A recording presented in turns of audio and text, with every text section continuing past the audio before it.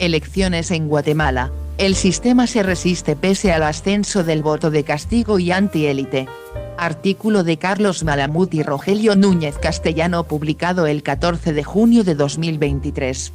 Tema: Guatemala celebra elecciones presidenciales el 25 de junio en medio de creciente incertidumbre y desconfianza con las instituciones electorales y judiciales, y un extendido malestar con un entramado institucional que bloqueó la participación de los candidatos que amenazaban la supervivencia del sistema.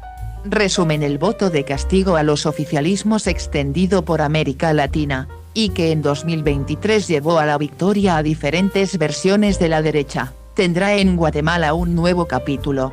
El país vota sistemáticamente contra el gobierno desde 1985. Esta vez lo hace en unas elecciones marcadas por una creciente desconfianza con las instituciones electorales y judiciales, un extendido malestar con las élites y el sistema político y partidista. Son elecciones atípicas, que a menos de un mes de su celebración han visto como el outsider Carlos Pineda, el candidato favorito, que abanderaba el voto antipolítico y anti-establishment, quedaba fuera de la campaña. Análisis. En el actual contexto latinoamericano, marcado por el voto de castigo al oficialismo, Guatemala lo practica de forma constante desde el regreso de la democracia en 1985. La ciudadanía ha votado siempre contra el gobierno de turno. Esa perenne frustración explica una ley no escrita de la política guatemalteca: nunca un partido en el poder consiguió revalidar la confianza ni regresar al poder en la siguiente elección ni en otras posteriores. Alternancia en el poder y voto de castigo, 1985-2019. 1985 Vinicio Cerezo Democracia Cristiana opositor 1990. Jorge Serrano Elías Mas opositor 1995 Álvaro Arzúpan. Opositor 1999 Alfonso Portillo FRG opositor 2003 Óscar Berger. Unionistas opositor 2007 Álvaro Colomune opositor. 2011 Otto Pérez Molina PP opositor 2015 Jimmy Morales. FCN opositor 2019 Alejandro Gianmatei Vamos opositor. Fuente: elaboración propia. La frustración con el gobierno desencadenó en 2015 una oleada de protestas que provocó la caída de Otto Pérez Molina, envuelto en un escándalo de corrupción.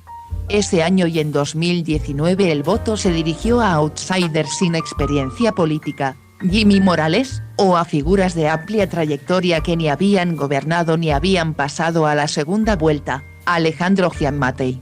Hace 4 años, el voto de rechazo lo canalizó Telma Cabrera, una líder indígena de izquierdas. En 2023 el voto de castigo vuelve a ser la nota dominante. El oficialista Manuel Conde, Vamos, prácticamente no tiene posibilidades de pasar a la segunda vuelta. Las encuestas muestran, como en 2015 y sobre todo en 2019, que la fragmentación es la tónica dominante. Hace 4 años pasaron a la segunda vuelta Sandra Torres, 25,5% de los votos, y Gianmatei, solo el 13,9%, mientras que en 2015 Morales y Torres obtuvieron menos del 25% cada uno.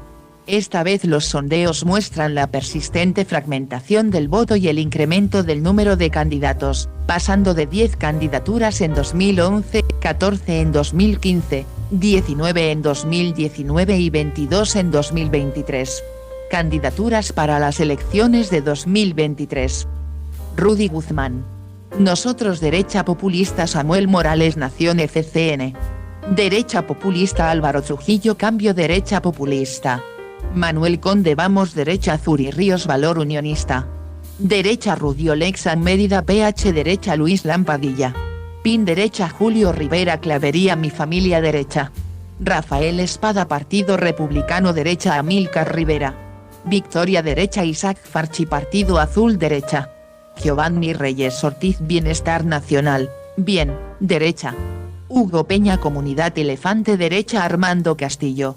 Visión con Valores, Viva, Centro Derecha Edmond Mulet. Cabal Centro Derecha Ricardo Sagastume Todos Centro Derecha. Francisco Arredondo Creo Centro Derecha y Julio Talamonti. Unión Republicana centro-derecha Sandra Torres une centro-izquierda. Bernardo Arévalo Semilla centro-izquierda Manuel Villacorta. Vox centro-izquierda Amílcar Popurn Maiz Winag izquierda. Fuente, elaboración propia. Los partidos y líderes políticos guatemaltecos y las adscripciones ideológicas son meramente indicativas. La campaña electoral se puede dividir en 3 fases diferentes. La primera, hasta marzo, marcada por un escenario estancado, que preveía una segunda vuelta inédita entre 2 mujeres, Torres, Unidad Nacional de la Esperanza, UNE, Tifuri Ríos, Partido Unionista, Valor Bu. Poco a poco, Edmond Mulet, Cabal, y Pineda, Prosperidad Ciudadana, fueron mejorando, al atraer el voto del descontento, y canalizar el respaldo de los candidatos que quedaban fuera de la carrera. El apoyo que inicialmente recibió el discurso populista y antiélite de Roberto Arzu, excluido por hacer campaña anticipada, viró, sobre todo, a Pineda, que pasó de una intención de voto del 3% a principios de año a más del 10% en abril.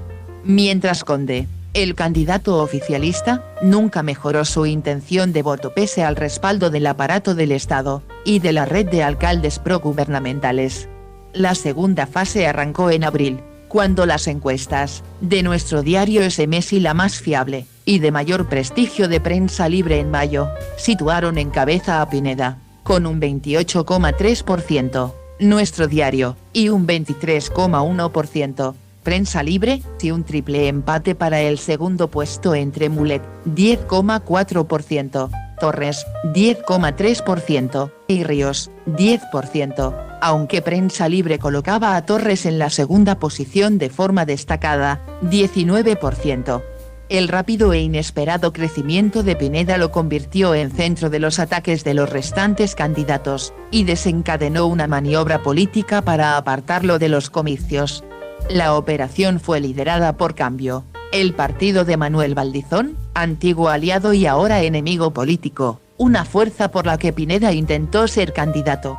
Cambio presentó una acción de amparo para anular la Asamblea Nacional Ordinaria de Prosperidad Ciudadana, que proclamó a Pineda como candidato a presidente. A solo 35 días de las elecciones, la Sala Sexta del Tribunal de lo Contencioso Administrativo otorgó el amparo provisional dejando fuera de las elecciones a Pineda.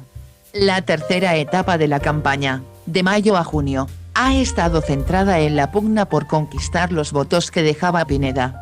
Todo apunta a que esos votos irán en buena medida a la abstención, aunque hay algún candidato con opciones de hacerse con una parte.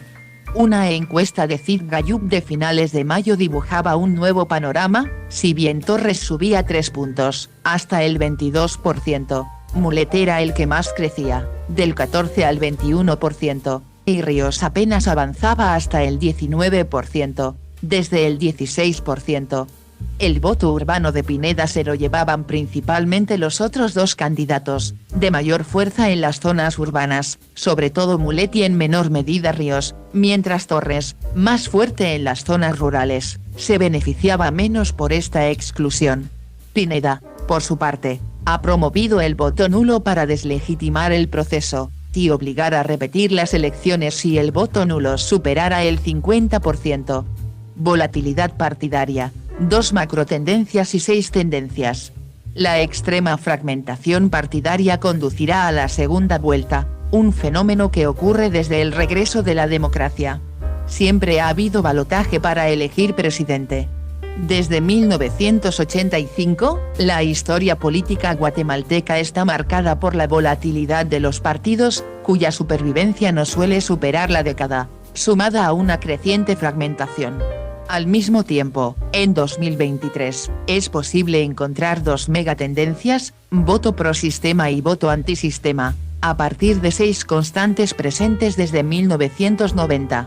En 2023, la carrera electoral que parecía un duelo entre Torres y Ríos acabó en una competición entre 4 tradiciones políticas: Ríos-montismo, sandrismo, voto antipolítico y sufragio urbano ilustrado de clase media. Con menos opciones compiten las izquierdas y los restantes partidos sistémicos, vinculados a las redes clientelares que articulan el sistema. Estas 6 constantes pueden agruparse en 2 megatendencias: el voto pro sistema oficialista o no, riosmontismo, sandrismo y de los partidos sistémicos, y el voto antisistema, candidaturas antipolíticas, sufragio urbano ilustrado de clase media y voto de izquierda. Voto antisistema. El voto antipolítica. El voto por candidatos antisistema y antipolítica tiene una amplia trayectoria, siendo el caso de Morales en 2015 el más evidente.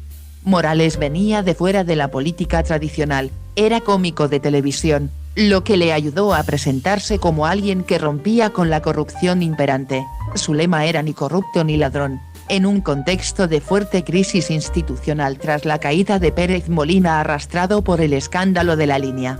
Su mensaje antipolítico le ayudó a vencer a Torres, la encarnación de la vieja política.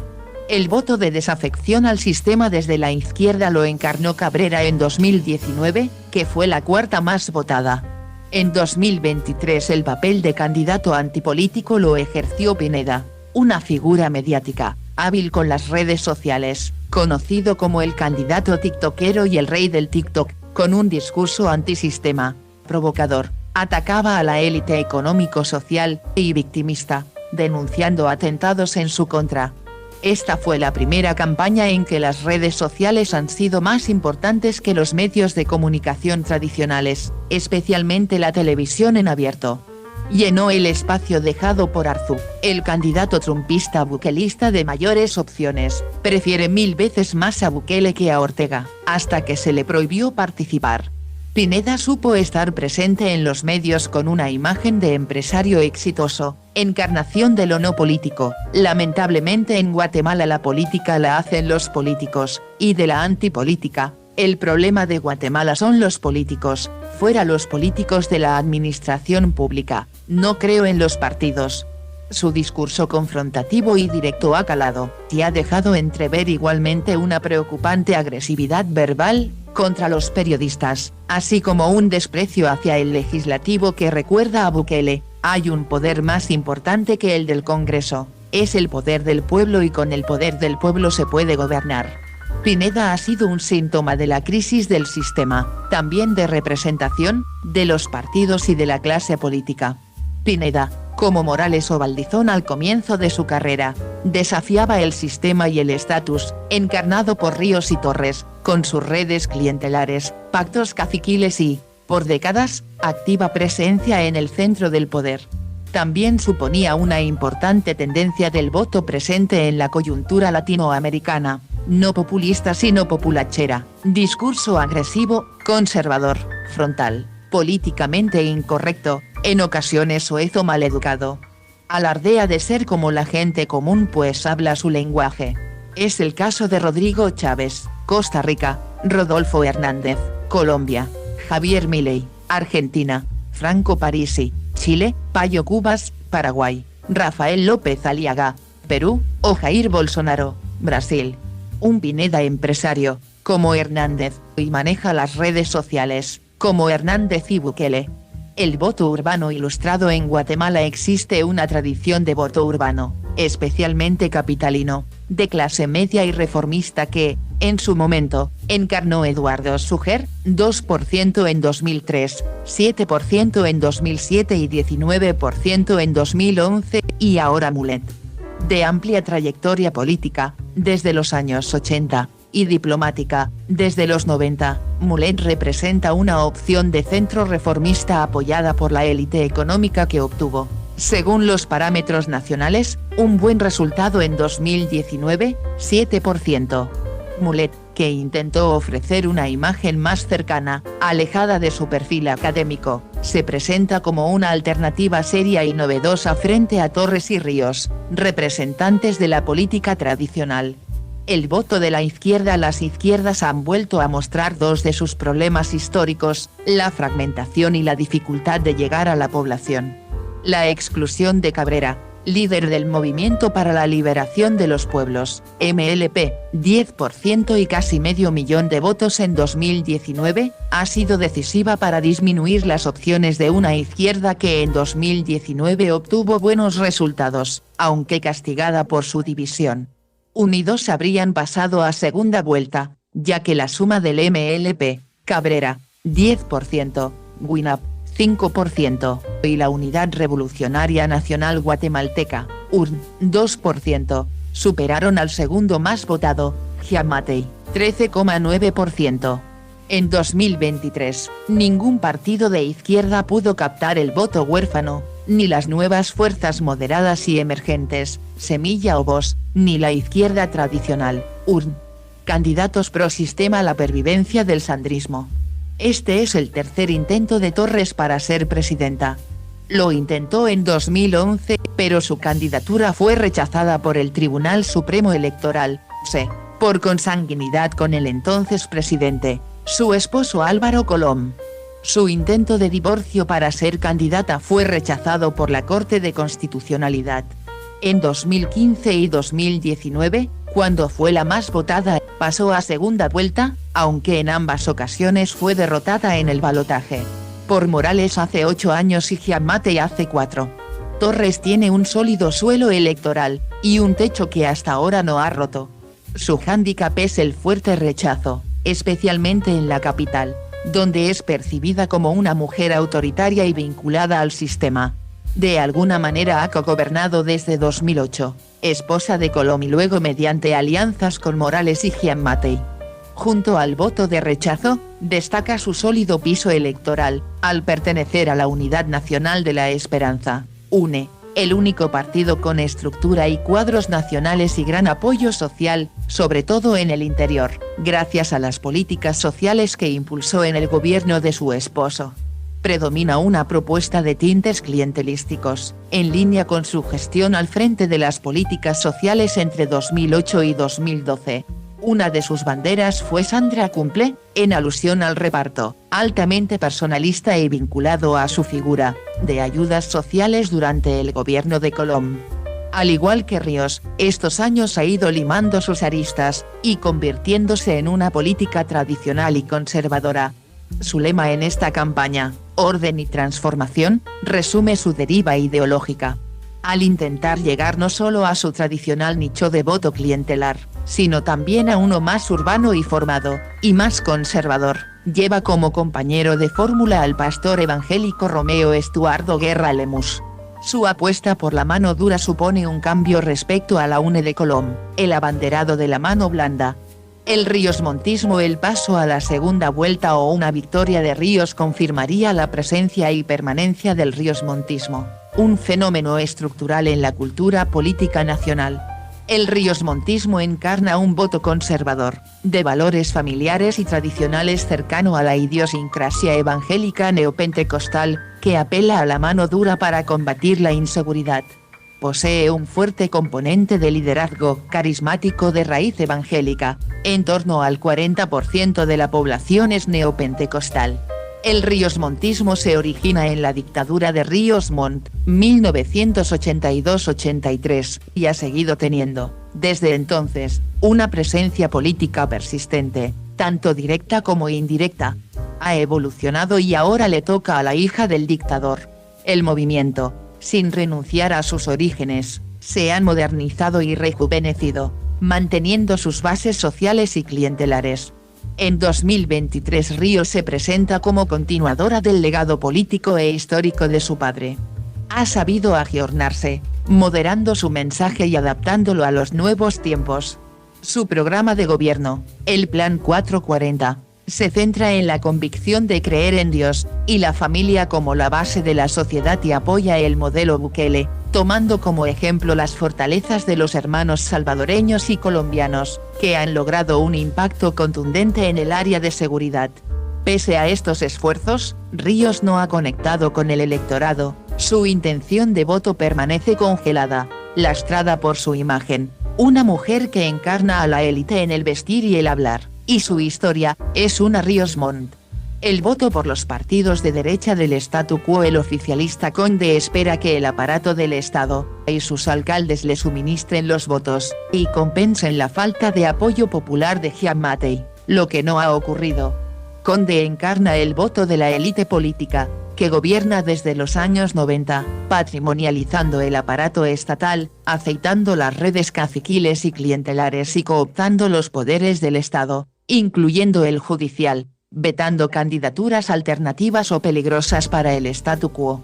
Es el Pacto de Corruptos, una alianza informal de diversos sectores sociales y empresariales, rearticulada tras el desafío de la Comisión Internacional contra la Impunidad en Guatemala, CICIG, y los sucesos de 2015 y que, pese a sus pugnas internas, ha influido en el gobierno desde 2016. Causas de la frustración social detrás del voto de castigo y antisistema. El continuado voto de castigo al oficialismo, y el voto antisistema están impulsados por la persistente frustración social, a veces traducida en protestas, 2015, que desencadenan la caída de presidentes, Pérez Molina, o estallidos de violencia, 2021. ¿De dónde surge esa frustración? Es un problema multicausal con profundas raíces históricas, resultado de un fracaso del Estado, de las administraciones públicas y de una élite política y económica extractivista y monopolista, de escasa capacidad para construir un proyecto nacional, centrada en su control hegemónico. Los 40 años de democracia tienen un modesto balance en la satisfacción de las expectativas sociales. El Estado tiene fuertes limitaciones para proveer bienes públicos esenciales, como salud, seguridad pública, educación o justicia, tanto en el ámbito nacional como en el subnacional y municipal. La última encuesta de Prensa Libre, mayo de 2023, muestra que 6 de cada 10 entrevistados afirman que confían en las iglesias, evangélica y católica, y en el ejército, mientras los partidos políticos tienen el más bajo nivel de confianza de los últimos 11 años, igual que la presidencia, que en 2023 mostró su peor calificación, 11,4%. Lo mismo ocurre con el Congreso, que en algún momento obtuvo un 24%, aunque este año es la institución peor valorada, 8,9%. El fracaso del Estado explica que Guatemala haya pasado del puesto 108 en el Índice de Desarrollo Humano, IT, en 1990 al 127, el antepenúltimo de América Latina, solo por encima de Honduras y Nicaragua.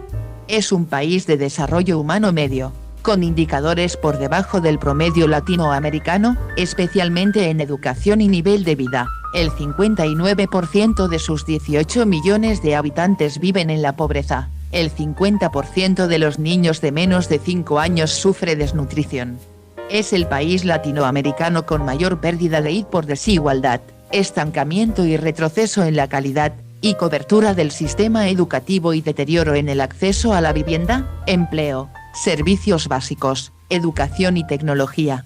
Está a la cola de la inversión en capital humano, es el país latinoamericano que menos invierte en educación y físico. El acceso a Internet es caro y no supera el 60%, lo que redunda en una economía poco competitiva y de baja productividad. Pese a tener una administración pública ineficiente y unas élites sin un proyecto nacional, se ha logrado un crecimiento macroeconómico sólido, bajo endeudamiento, inflación controlada y crecimiento constante, aunque sin desarrollo social. El Estado está lastrado por la ineficacia, la corrupción y la falta de financiación. Guatemala tiene la presión fiscal más baja de la región, en un país que no ha reducido la informalidad, ronda el 80%, ni combate la inseguridad ciudadana.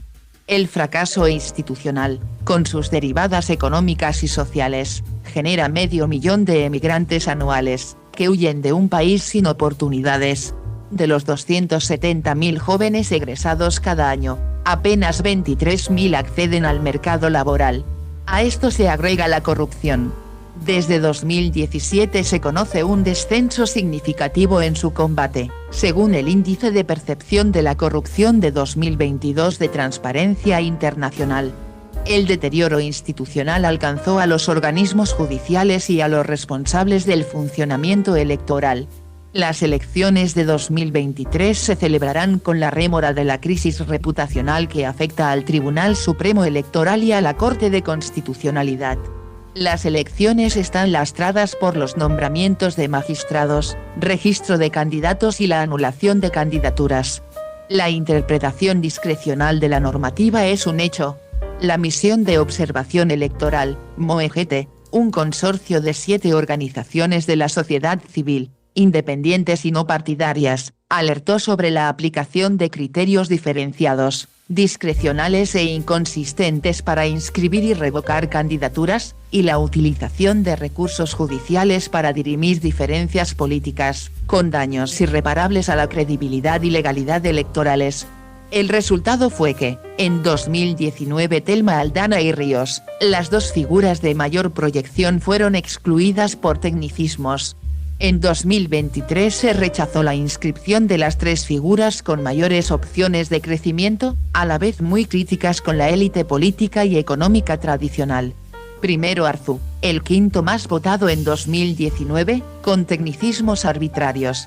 Según el TSE incurrió en propaganda ilegal antes de la convocatoria electoral. Luego, el vicepresidenciable del MLP, el exprocurador de Derechos Humanos, Jordán Rodas, lo que provocó la renuncia de la líder Maya Cabrera y, a un mes de las elecciones, cuando lideraba las encuestas, Pineda quedó fuera. Conclusiones: estas elecciones pondrán en evidencia que Guatemala, junto a Perú y Ecuador, es otro ejemplo regional de vaciamiento democrático. El concepto, acuñado por Rodrigo Barrenechea y Alberto Vergara, alude al fenómeno que afecta a varios países latinoamericanos: la erosión o el retroceso democrático no lo produce la concentración de poder en manos de un mandatario autoritario, sino la dilución y debilitamiento del gobierno. El país cumple las tres premisas que llevan al debilitamiento del poder: una deriva intensificada en la última década, profundizado en 2023. Primero, la creciente fragmentación política y electoral. Gianmattei pasó a la segunda vuelta en 2019 con el 14% de los votos y ganó con una abstención del 57%. El poder se fragmenta y circula intensamente. Desde 1990, los partidos gobernantes contemplaron su pérdida en la siguiente elección. Ambos fenómenos se repiten en 2023. Segundo, el creciente amateurismo político propiciado por la fuerte circulación que favorece la llegada de outsiders. Fue el caso de Morales en 2015 y que, en 2023, el empresario Pineda liderara las encuestas. Tercero, ausencia de vínculos entre la sociedad y los partidos políticos, personalistas y clientelares, que no rinden cuentas ante el electorado. Finalmente, la debilidad de las instituciones, mal financiadas y con escasez de personal bien preparado, y el fracaso del sistema de partidos lleva a Guatemala a sumarse a la crisis generalizada de América Central y el Caribe.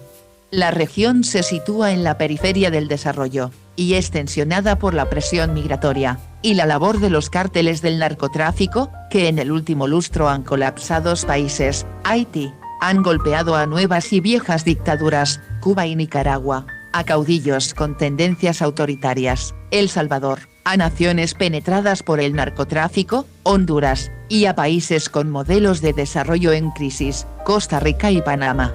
Guatemala emite señales de un progresivo deterioro institucional. Una heterogénea y no siempre cohesionada élite política y social ha logrado desde 2015 copar al Estado y a sus instituciones, un proceso acentuado con Gianmattei. Este ha controlado, mediante prácticas clientelistas, un Congreso fragmentado, manejando los nombramientos en los diferentes altos tribunales y en el Ministerio Público para, desde esa posición, vetar las candidaturas peligrosas para sus intereses.